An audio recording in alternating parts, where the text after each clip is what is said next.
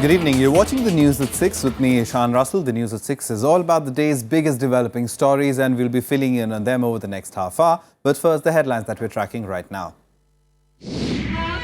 President Pranab Mukherjee calls for peace between Israel and Palestine, says stability in the Middle East is in India's interests.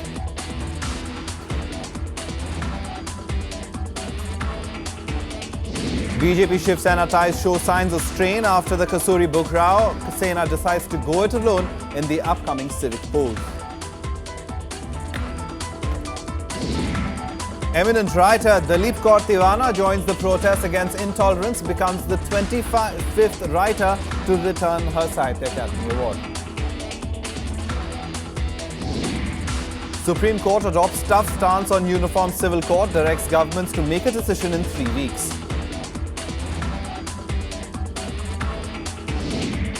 And a Dutch report on the MH17 crash puts the blame on Russia, even as the Russian report on the incident claims otherwise. The top story this evening, President Pranab Mukherjee insisted on peace and stability in the Middle East ahead of his 3-day visit to Israel on Thursday. He proposed a framework to boost ties with Palestine during his speech at the Al-Quds University in Jerusalem today. He also offered $5 million as budgetary support to Palestine. President Pranab Mukherjee has reiterated that India seeks peace in the Middle East amid tension in West Bank. Clashes continue between Palestine and Israeli forces after 3 Israelis were injured on Monday in 2 stabbing attacks in Jerusalem. So far, 4 Israelis have been killed in stabbing attacks in the past 10 days and dozens injured. The president said that India identifies the crisis to be the center of Arab-Israel conflict.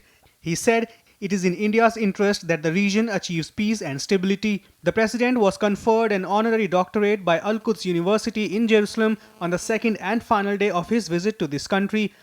Earlier, he held talks with his Palestinian counterpart, Mahmoud Abbas, in Ramallah, where he reiterated India's economic and political support for the Palestinians. The president has handed over a check of $5 million to the Palestinian government as a budgetary support.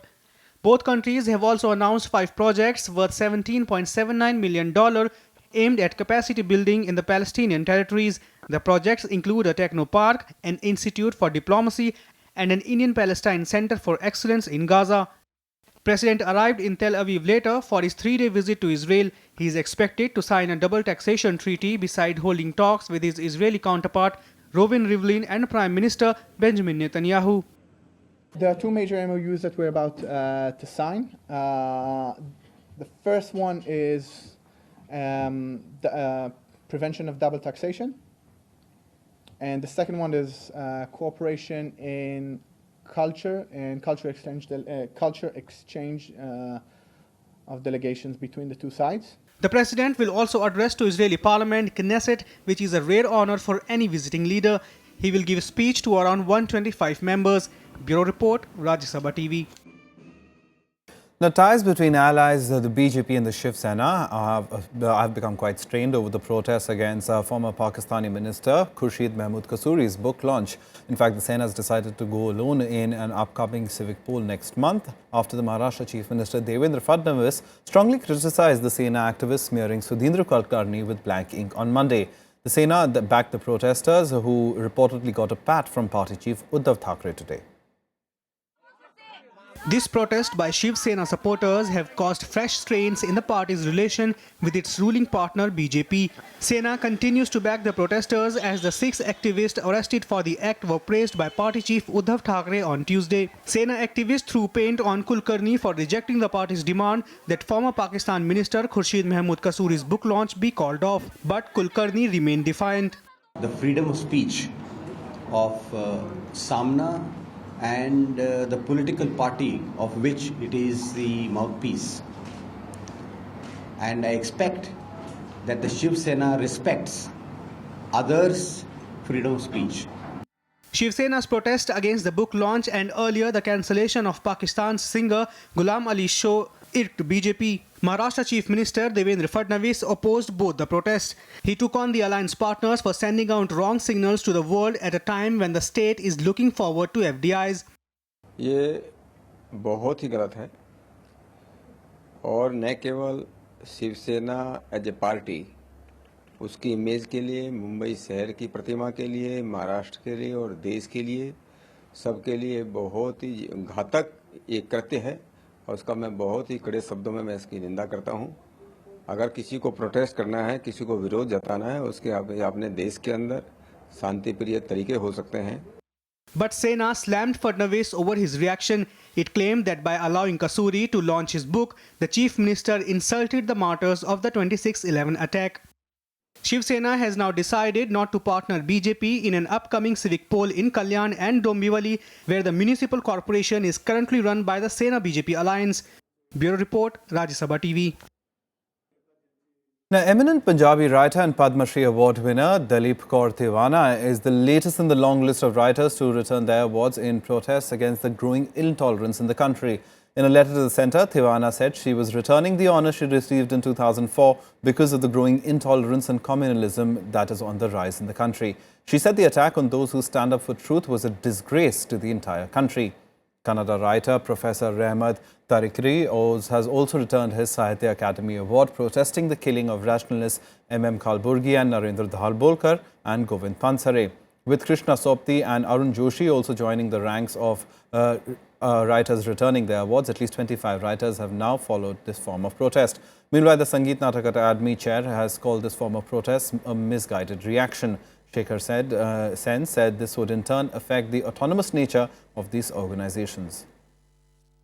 आजकल जो माहौल चल रहा है इसमें award क्या क्या मायने रखता है, तो मेरे मन में गिल्ट पैदा हो गया कि भाई ये गलत किया है मैंने। जिस साहित्य अकेडमी ने मुझे सम्मानित किया है वही साहित्य अकेडमी अवार्ड विनर मारे जा रहे। जो दादरी कांड वापरा है, जिसमें एक मोहम्मद खलाक के नाम को एक समूह ने कत्ल कर दिया एक अफवाह के पर, जो है हमारे देश की जो अखंडता है, धर्मनिरपेक्षता है, जो है उस पर अटैक है। मैं चाहूँगा कि वो अपना विरोध प्रदेश की सरकार को, प्रदेश के गृह मंत्री को, प्रदेश के मुख्यमंत्री को करें, देश के गृह मंत्री को करें, देश के प्रधानमंत्री को लिखें कि हम चिंतित हैं। साहित्य अकेडमी को लिखें, साहित्य अकेडमी के मंत्री होने के नाते मुझे लिखें। मैं उनकी आवाज़ बनना चाहता हूं। उनकी आवाज़ में आवाज़ मिलाकर हम उसका प्रतिरोध करेंगे और प्रयास करेंगे कि ऐसी घटनाएं ना हो। Time now for all the latest goings on in the Bihar Assembly elections.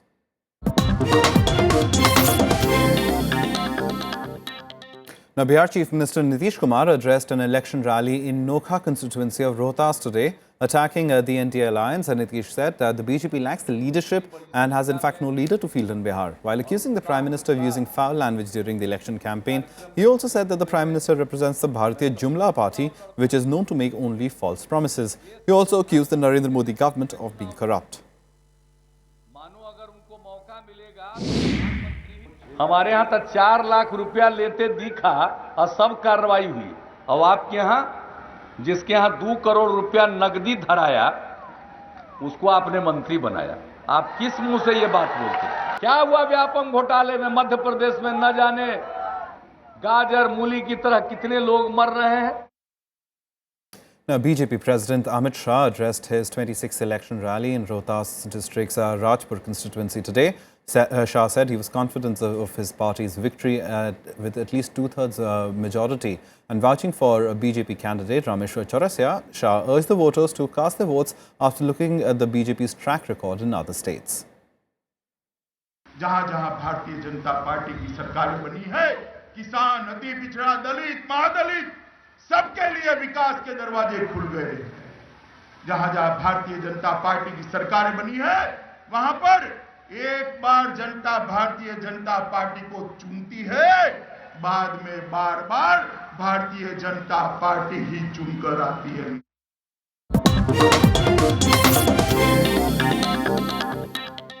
Time now for us to take a very quick break. On the other side, the European Union has urged Russia to halt its aerial bombing campaign in Syria. All that and more on the other side.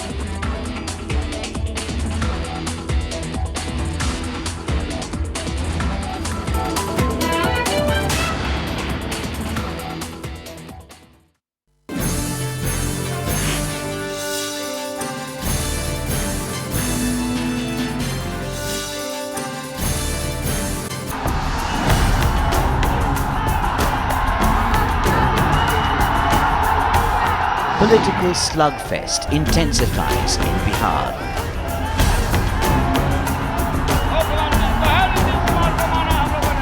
Regional leaders fight a do-or-die battle.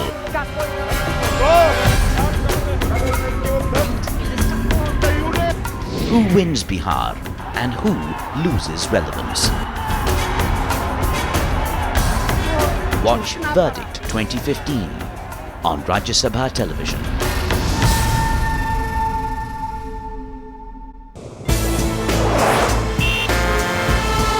Tales that inspire, stories of social change. A salute to diversity, promoting public discourse. Events that motivate, inspiring the innovative spirit. Watch Rajya Sabha television documentaries every Friday at 10:30 p.m, Saturday 12:30 p.m and Sunday at 1 p.m.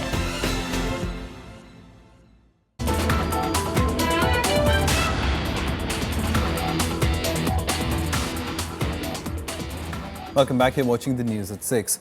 Now, the Supreme Court has given the government 3 weeks to make a decision on the Uniform Civil Code. Responding to a public interest litigation filed by a person, the Apex Court said whether the code is implemented or not, the decision must be reached by the next hearing. The government has 3 weeks to come clear on the Uniform Civil Code. In a stern remark, the Supreme Court asked the government to take a decision soon on whether it wants to enforce a Uniform Civil Code. Currently, different laws govern inheritance and divorce for different communities. A Uniform Civil Code aims to end the unvarying standards of religious laws and bring them under the same yardstick in matters of law. Uniform Civil Code don't mean that the Hindu personal laws should be made applicable to Muslims and Christians also. Uniform Civil Code would mean that even the good things which are there in the Muslim laws, that should be brought into the main law and made applicable to others. I feel that it is about time that the nation is ruled by one law and there is clarity in the law. The ambiguity, this ambiguity is not an acceptable thing in law. And you cannot have people being governed by their own customs which are contrary to established principles of law. Even though the government remains tight-lipped about what it is going to do next, creating a consensus on a Uniform Civil Code will be a difficult task. देखिए, हम लोग तो और तमाम मुस्लिम संगठन uniform civil code के खिलाफ ही रहे हैं। भारत जैसे देश में जो अलग अलग रीति रिवाज के लोग हैं और मुख्तलिफ जो है धर्मों मजहबों को मानते हैं, यहाँ जो है यूनिफॉर्म सिविल कोड जो है अननेचुरल है। देखिए, यूनिफॉर्म सिविल कोड अगर आता है तो बहुत से ऐसे आज चीजें हैं जो कई और समाजों को, हिंदू समाज को, जैन समाज को और समाजों को आज जो सहूलियतें मिलती है वो भी सब हट जाएंगी। इसमें अगर सरकार और कोर्ट व्यापक चर्चा करे और उसमें कोई निष्कर्ष निकले तो बेहतर होगा। The Supreme Court made the observation while hearing a PIL filed by a Delhi resident seeking the waiver of the mandatory separation period of 2 years before a Christian couple can file for divorce by mutual consent. For other religions, the separation period is 1 year. The PIL claims the law is biased against the Christian community. Bureau Report, Rajya Sabha TV. Let's now get to some more national news and updates in Nationwide. The Supreme Court today dismissed the plea of sacked Gujarat IPS officer Sanjeev Bhatt to make BJP chief Amit Shah party to his petitions. He is alleged harassment for certain disclosures in the 2002 Gujarat riots cases. He has sought a SIT probe into 2 FIRs lodged against him. He's been accused of allegedly forcing his subordinate to file an affidavit in a riots case and hacking the email of a law officer. Andhra Pradesh politician Jagan Mohan Reddy was forcibly taken to a hospital after his health deteriorated on the 7th day of his indefinite fast. Reddy has been on a protest to press for special category status for Andhra Pradesh. Doctors who monitored his health condition said the ketones in his body have risen. They administered him fluids intravenously as Jagan Reddy insisted on continuing with his fast. Protesting farmers in Punjab today decided to call off their 7-day rail roco stir, which crippled several train services in the state. In support of their demand for higher compensation, the farmers have now decided to gherao all state ministers, ruling party MLAs and other party leaders at all the district headquarters on the 22nd of October.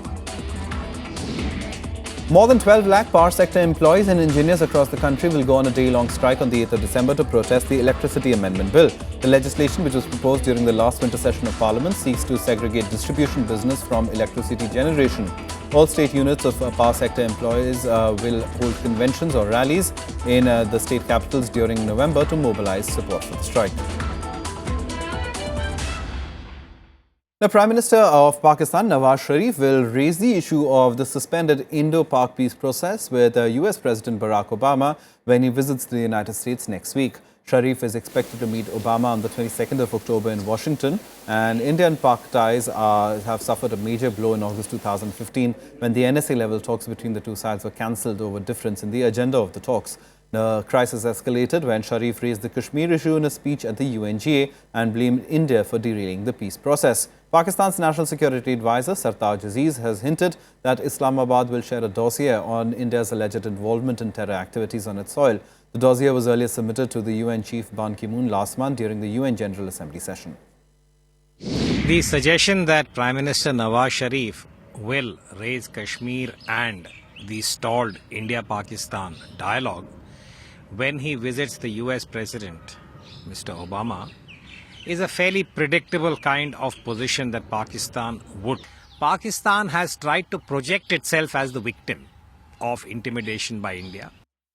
The 24 fishermen from Tamil Nadu were arrested by the Sri Lankan Navy on Monday night for allegedly entering their territorial waters and indulging in illegal fishing. More than 3,000 fishermen and 600 boats were chased away at gunpoint by the Lankan Navy. Chief Minister Jayalalitha plans to write to the Prime Minister, urging him to take up the continued arrest of the state's fishermen at the highest political level with Sri Lanka. The arrest comes 2 days after the Sri Lankan Navy captured 19 more Indian fishermen from Park Straits on charges of poaching in territorial waters. Some international news now, and nearly a year after the MH17 crash, the Dutch authorities today briefed the relatives of passengers on its final report on the incident. It suggests that the plane was hit by a Russian-made Buk missile. However, Russia came up with its own report on the incident, claiming that the missile that hit the ill-fated aircraft is available in Ukraine's arsenal. The Dutch Safety Board final report claims that the Malaysian airliner MH17 was hit by a Russian-made missile. The authorities will also show the relatives parts of the aircraft that have been brought back from the crash site. The plane flying from Amsterdam to Kuala Lumpur had crashed in the rebel-held region in eastern Ukraine on 17th July 2014, at a time when the conflict between Ukrainian government and the pro-Russian separatists were at its peak. The report also elaborated on what caused the crash in the mid-air, why it was flying over the conflict zone, and to what extent passengers and the crew were aware of what was happening during their final moments. The bereaved relatives sought justice after the report was made public. I'm assuming that the people already know who did it, but then you have the next step for the prosecution. What we want to know from next of kin, that who did it will bring to justice. Meanwhile, Russia came up with its own findings, which completely refutes the Dutch report. It claims that a 9M38 missile, which the Dutch claims hit MH17, exists in Ukraine's arsenal and is not used by Russian military. Полностью опровергли выводы голландской комиссии о типе ракеты и месте запуска.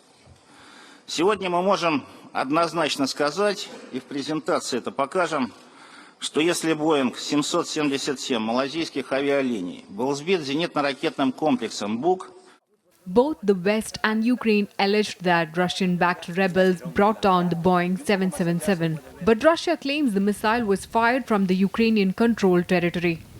Bureau Report, Rajya Sabha TV.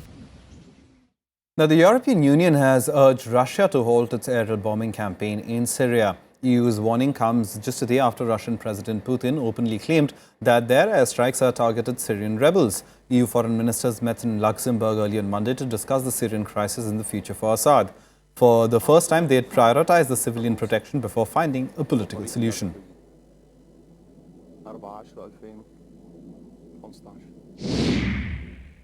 Obviously, there is a worry on the fact that military activities might be either not targeted against Daesh or other UN-recognized terrorist organizations, and on the other side might not be coordinated with other actors that are playing a military role in the area, which is something dangerous in itself.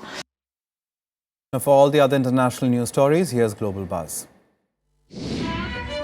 2 rocket shells were fired at the Russian embassy in Damascus today morning. The incident happened during a demonstration supporting Moscow, although there were no reports of casualties or damage to the building. The incident came nearly 2 weeks after Russia, a major ally of Syrian President Bashar al-Assad, launched airstrikes against Syrian rebels and IS extremists. The Iranian parliament has approved a deal on its nuclear program agreed with 6 world powers. The deal was passed with 161 votes in favour, while 59 parliamentarians cast the votes against and 13 abstained. However, Iran's parliament insisted that international inspectors would have only limited access to military sites. Iran insists that its nuclear program is entirely peaceful.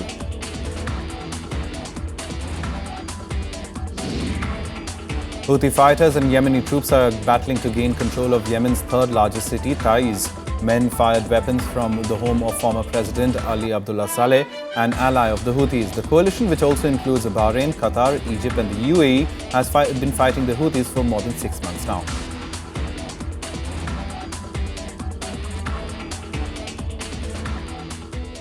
Some sports now, and India will take on an unbeaten South Africa in the second one-day match at Indore tomorrow. After a close 5-run defeat in the first one-day, Team India are yet to taste victory since the Proteas' arrival in the country. It will be a tough match for skipper MS Dhoni, who will look to answer his critics. There is one change in the bowling attack, with Harbhajan Singh joining the probable 11 after R. Ashwin was sidelined due to an injury. The Indian batting order is likely to remain the same, though.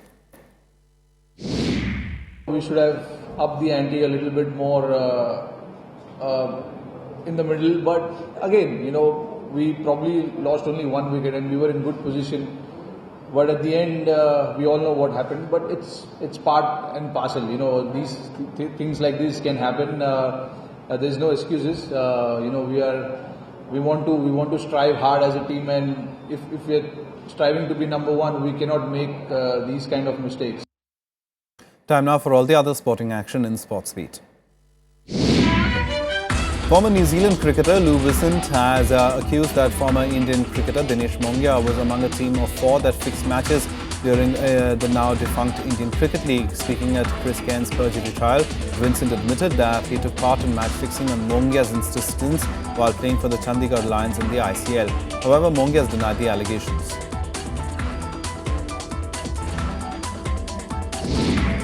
The Indian football team will take on a higher-ranked Oman in the World Cup qualifying round match. India will have not yet won a single match.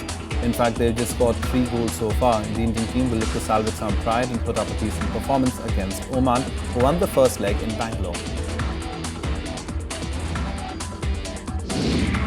Former world champion Vishwanathan Anand ended the World Rapid Championship on a positive note. Anand scored 4 points out of 5 games on the final day and finished 25th after tying for the 13th spot in the final standings. The 3-day event concluded with Magnus Carlsen retaining the title.